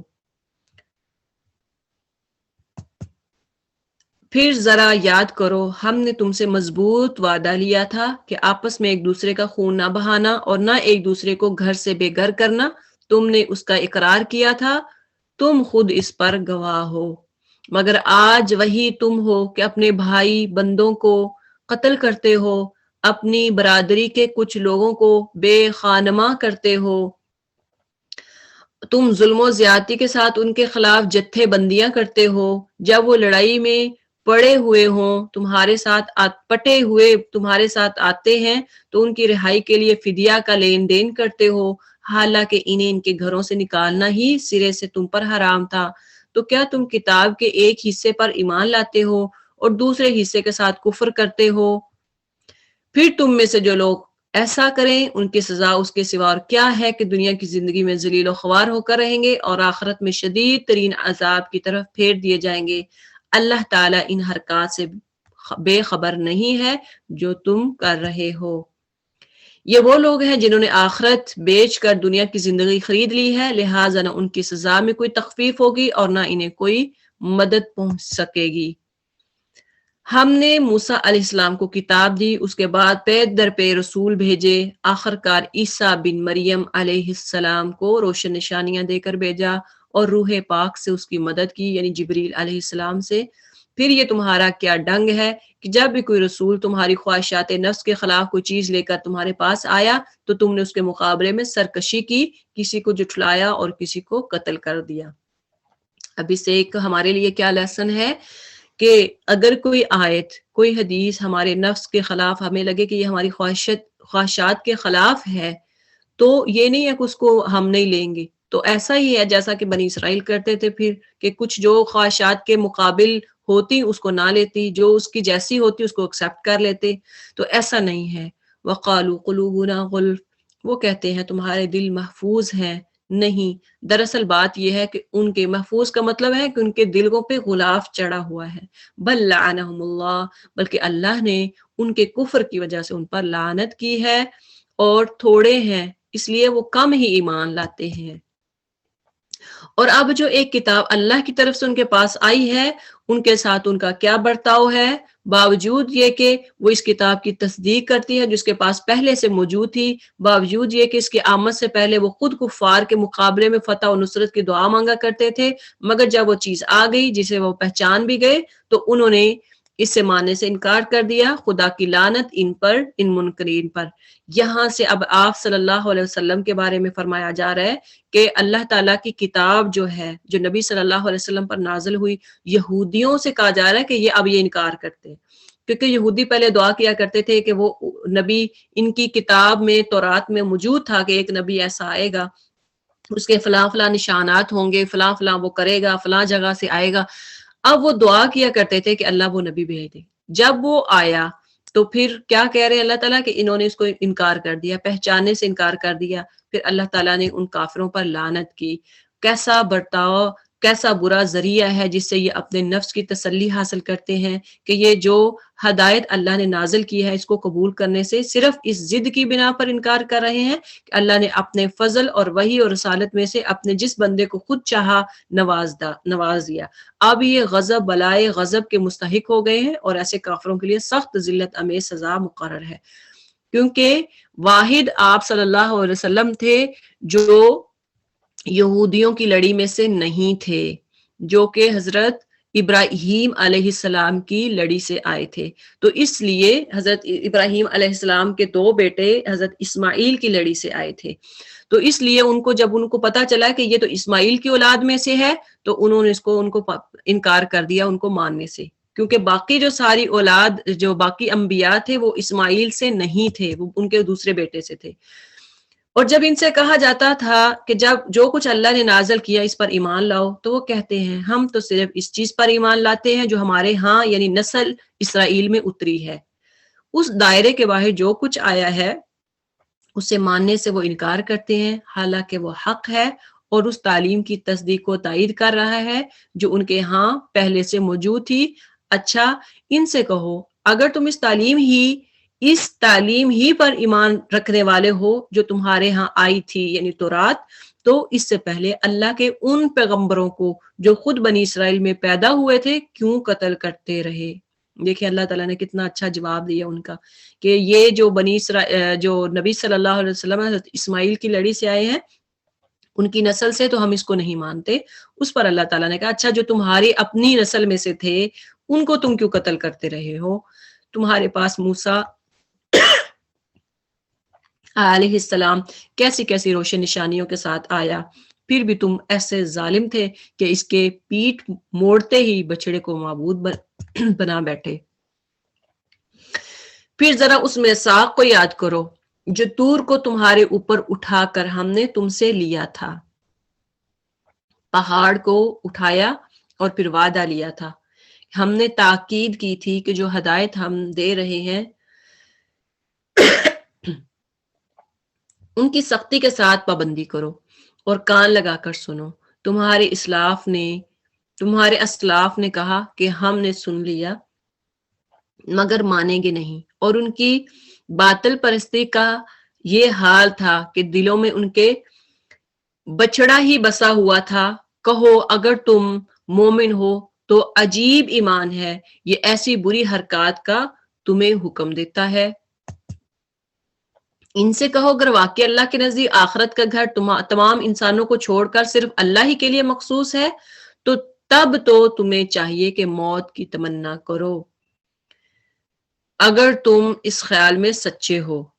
اگر کہتے ہیں نا کل ان کانت لکم الدار الاخرہ، اگر تم چاہتے ہو کہ تمہارے لیے آخرت کا دن ہے، یعنی آخرت کا گھر ہے، جنت تمہیں ملے گی، تو پھر سمجھ لو کہ تمہیں تو چاہیے کہ موت کا انتظار کرو، موت کی خواہش کرو. لیکن یہ جو یہودی جو تم ہو، یہ موت کی تمنا نہیں کرتے، یہ تو لمبی لمبی عمریں چاہتے ہیں. یقین جانو کہ یہ کبھی اس کی تمنا نہ کریں گے، اس لیے کہ اپنے ہاتھوں جو کچھ کما کر انہوں نے وہاں بھیجا ہے اس کا اقتضا یہی ہے کہ یہ وہاں جانے کی تمنا نہ کریں. اللہ ان ظالموں کے حال سے خوب واقف ہے. تم انہیں سب سے بڑھ کر جینے کا حریص پاؤ گے، یعنی یہ سب سے زیادہ ان کی یہ پائیں گے کہ ان کی یہ خواہش کریں گے کہ ان کی لمبی عمریں ہوں، حتیٰ کہ اس معاملے میں مشرکوں سے بھی بڑے ہوئے ہیں. ان میں سے ایک ایک شخص یہ چاہتا ہے کہ کسی طرح 1000 برس جیے، حالانکہ لمبی عمر بہرحال اسے عذاب سے تو دور نہیں پھینک سکتی. جیسے کچھ اعمال یہ کر رہے ہیں، اللہ تو انہیں دیکھ ہی پا رہا ہے. جو کچھ وہ کر رہے ہیں اللہ دیکھ رہا ہے. اگر یہ اتنے ہی چاہتے ہیں کہ آخرت میں صرف خالصتاً اللہ کا جو گھر ہے یعنی جنت ہے وہ صرف انہیں کو ملے گی، تو پھر یہ خواہش کریں موت کی. لیکن یہ ایسے نہیں کرتے، یہ تو چاہتے ہیں ہماری عمر ہزاروں سال ہو جائے. اب ابھی بھی یہودیوں کو دیکھیں، ان کی بڑی بڑی جو کمپنیز، ایسی کمپنیز ہیں اور انہوں نے پوری دنیا پہ قبضہ کیا ہوا ہے، اور وہ یہی چاہتے ہیں کہ پوری دنیا پہ قبضہ کریں، مسلمانوں پہ قبضہ کریں. اور آج ہمارا حال یہی ہے کہ یہود نے ہماری ہر جگہ ہر چیز پہ قبضہ کر رکھا ہے. تو یہ یہی چاہتے ہیں جو اللہ تعالیٰ نے بتایا ہے وہ برحق وہ ہو رہا ہے. ان سے کہو کہ جو کوئی جبریل سے عداوت رکھتا ہو اسے معلوم ہونا چاہیے کہ جبریل نے اللہ ہی کی اذن سے یہ قرآن تمہارے قلب پر نازل کیا ہے، جو پہلے آئی ہوئی کتابوں کی تصدیق و تائید کرتا ہے اور ایمان لانے والوں کے لیے ہدایت اور کامیابی کی بشارت بن کر آیا ہے. اگر جبریل سے ان کی عداوت کا سبب یہ یعنی دشمنی کا سبب یہی ہے تو کہہ دو کہ جو اللہ اور اس کے فرشتوں اور اس کے رسولوں اور جبریل اور میکائیل کے دشمن ہیں، اللہ ان کافروں کا دشمن ہے.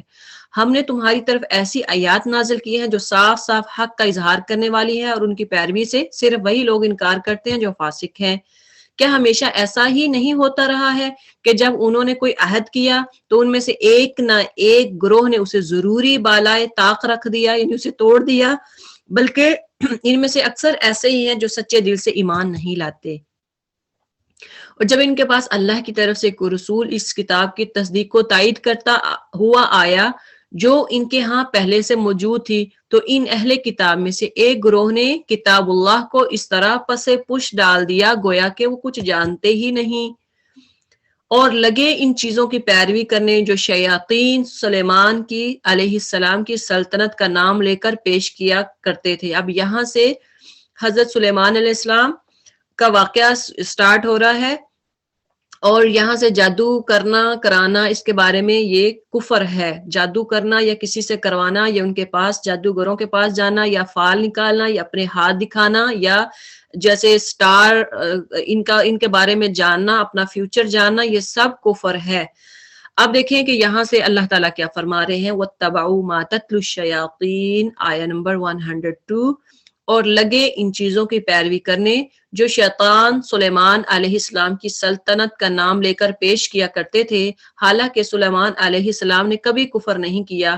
کفر کے مرتکب تو وہ شیاطین تھے جو لوگوں کو جادوگری کی تعلیم دیتے تھے اور پیچھے پڑے اس چیز کے جو بابل میں 2 فرشتوں ہاروت اور ماروت پر نازل کی گئی تھی. حالانکہ وہ فرشتے جب بھی کسی کو اس کی تعلیم دیتے تھے تو پہلے صاف طور پر متنبع کر دیا کرتے تھے.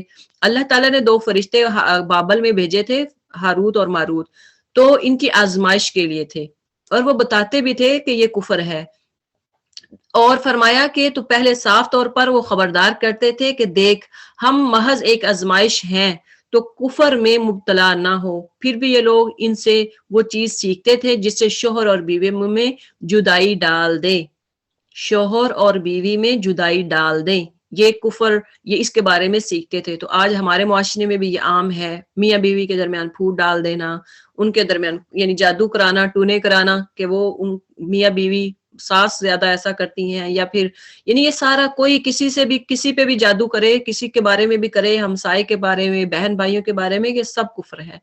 ظاہر تھا کہ اذن الہی کے بغیر وہ اس ذریعے سے کسی کو بھی ضرر نہ پہنچا سکتے تھے، مگر اس کے باوجود یعنی اللہ کے حکم کے بغیر کوئی کسی کو تکلیف نہیں پہنچا سکتے تھے، مگر اس کے باوجود وہ ایسی چیز سیکھتے تھے جو خود ان کے لیے نفع بخش نہیں بلکہ وہ نقصان تھی، اور انہیں خود معلوم تھا کہ اس چیز کا خریدار بنا، اور وہ انہیں خوب معلوم تھا کہ جو اس چیز کا خریدار بنا اس کے لیے آخرت میں کوئی حصہ نہیں۔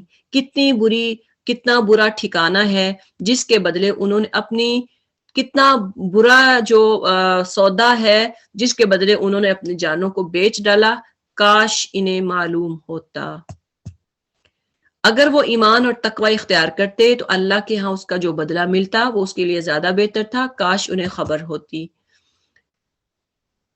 اے لوگوں جو ایمان لائے ہو، راعنا نہ کہا کرو بلکہ انظرنا کہو، اور توجہ سے بات سنو، یہ کافر تو عذاب علیم کے مستحق ہے۔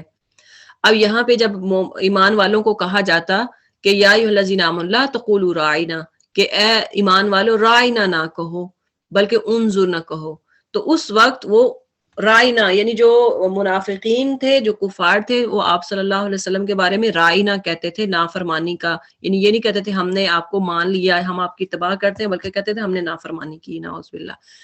جو لوگ جنہوں نے دعوت حق کو قبول کرنے سے انکار کر دیا ہے، خواہ اہل کتاب میں سے ہوں یا مشرک ہوں، ہرگز یہ پسند نہیں کرتے کہ تمہارے رب کی طرف سے تم پر کوئی بھلائی نازل ہو، مگر اللہ جس کو چاہتا ہے اپنی رحمت کے لیے چن لیتا ہے، اور وہ بڑا فضل والا ہے۔ ہم اپنی جس آیت کو منسوخ کر دیتے ہیں یا بھلا دیتے ہیں اس کی جگہ اسے بہتر لاتے ہیں، یا کم از کم ویسی ہی۔ کیا تم جانتے نہیں ہو کہ اللہ ہر چیز کی قدرت رکھتا ہے؟ کیا تمہیں خبر نہیں ہے کہ زمین اور آسمان کی فرما اور روائی اللہ ہی کے لیے ہے، اور اس کے سوا کوئی تمہاری خبر گیری کرنے اور تمہاری مدد کرنے والا نہیں ہے۔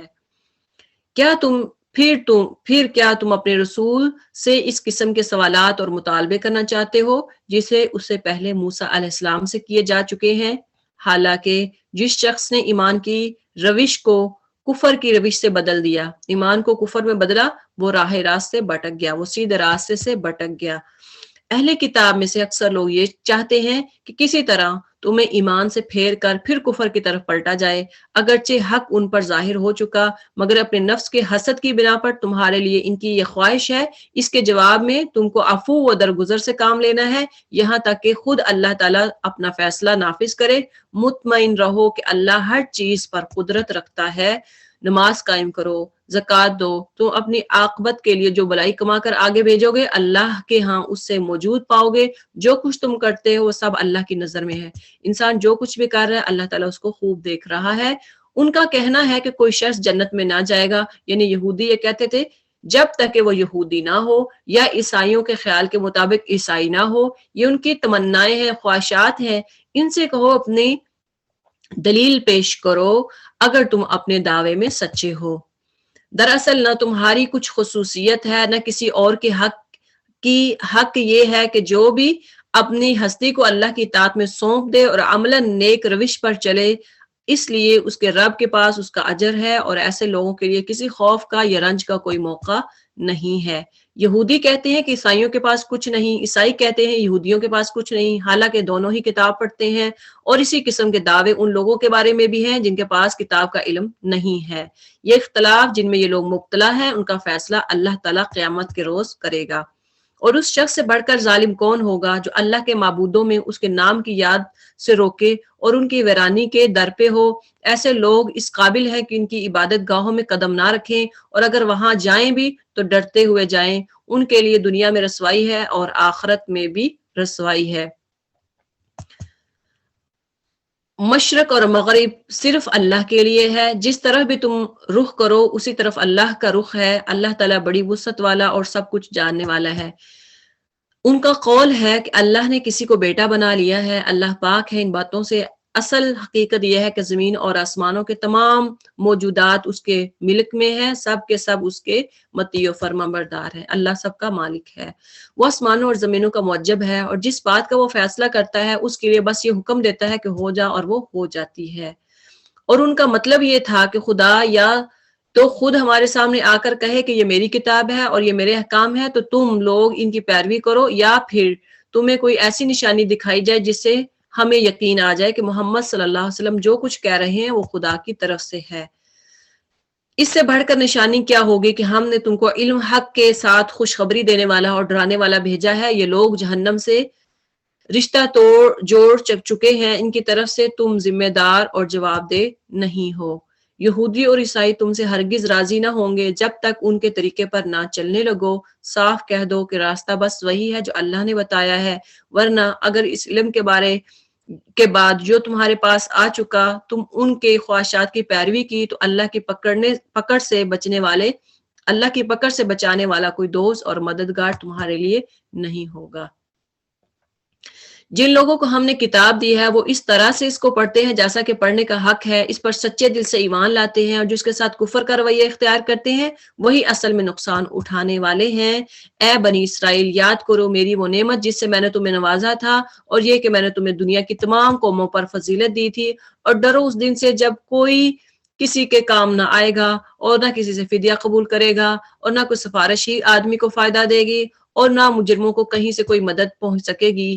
یاد کرو جب ابراہیم علیہ السلام کو اس کے رب نے چند باتوں میں آزمایا اور وہ ان سب میں پورا اتر گیا تو اس نے کہا میں تجھے سب لوگوں کا پیشوا بنانے والا ہوں۔ ابراہیم نے عرض کیا اور کیا میری اولاد سے بھی یہی وعدہ ہے؟ اس نے جواب دیا میرا وعدہ ظالموں سے متعلق نہیں ہے۔ اب یہاں سے اس رکوع سے اس آیت سے 124 سے اللہ تعالی حضرت ابراہیم علیہ السلام کو جو وقار دیا تھا، جو شان دی تھی، اس کے متعلق بتا رہے ہیں کہ اللہ تعالیٰ نے حضرت ابراہیم کو وقار دیا، پوری امتوں کے لیے وہ پیشوا تھے۔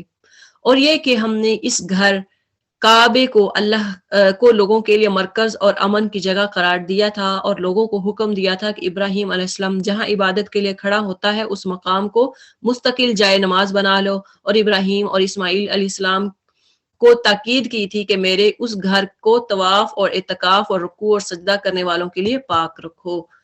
اور یہ کہ ابراہیم علیہ السلام نے دعا کی تھی، وہ کیا دعا تھی؟ رب اجعل هذا بلدا آمنا وارزق اہلہ من الثمرات من آمن منہم باللہ والیوم الآخر، کہ اے اللہ اس شہر کو امن کا شہر بنا دے، اس کے باشندوں میں سے جو اس کے رہنے والے ہیں اس میں سے جو اللہ اور آخرت کو مانے انہیں ہر قسم کے پھلوں کا رزق دے۔ جواب میں اس کے رب نے فرمایا اور جو نہ مانے گا دنیا کی چند روزگار زندگی کا سامان تو میں اسے بھی دوں گا، مگر آخرکار اسے عذاب جہنم کی طرف گھسیٹوں گا اور بدترین ٹھکانہ ہے۔ یاد کرو ابراہیم علیہ السلام اور اسماعیل علیہ السلام، اور جب اس گھر کی دیواریں اٹھا رہے تھے تو دعا کر رہے تھے ربنا تقبل منا انک انت السمیع العلیم، اے اللہ ہم سے یہ خدمت قبول فرما لے، تو سب کی سننے والا اور سب کچھ جاننے والا ہے۔ ربنا وجعلنا مسلمین لک ومن ذریتنا، یہ دعا جو ہے بڑی امپورٹنٹ ہے، اس کو یاد کر لیں۔ یہ جو پچھلی دعا تھی اور یہ والی دونوں دعاؤں کو آپ یاد کر لیں، ربنا وجعلنا مسلمین لک ومن ذریتنا، اے ہمارے رب ہم دونوں کو اپنا مسلم مطیع و فرما بردار بنا دے، ہماری نسل سے ایک ایسی قوم اٹھا جو تیری مسلم ہو، یعنی تجھ پہ صحیح اسلام مطیع و فرما بردار ہو، ہمیں اپنی عبادت کے طریقے بتا اور ہماری کوتاہیوں سے درگزر فرما، تو بڑا معاف کرنے والا اور رحم فرمانے والا ہے۔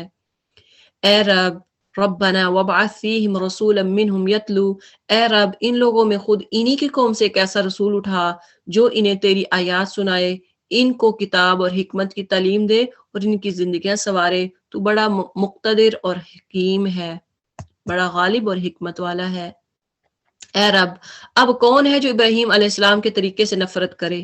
جس نے خود اپنے آپ کو حماقت اور جہالت میں مبتلا کر لیا ہو، اس کے سوا کون یہ حرکت کر سکتا ہے؟ ابراہیم علیہ السلام تو وہ شخص ہے جس کو ہم نے دنیا میں اپنے کام کے لیے چن لیا تھا، آخرت میں اس کا شمار صالحین میں ہوگا۔ اس کا حال یہ تھا کہ جب اس کے رب نے اسے کہا مسلم ہو جائے، یعنی مسلم بن جاؤ، تو اس نے فوراً کہا میں مالک کائنات کا مطیع و فرما بردار ہوں۔ یعنی اسلم تو کا مطلب ہوتا ہے مسلمان ہونا نہیں ہوتا، اس کا مطلب فرما بردار ہونا ہے، جیسے اللہ چاہے جیسے اللہ کہے اس کے مطابق چلتا جانے والا۔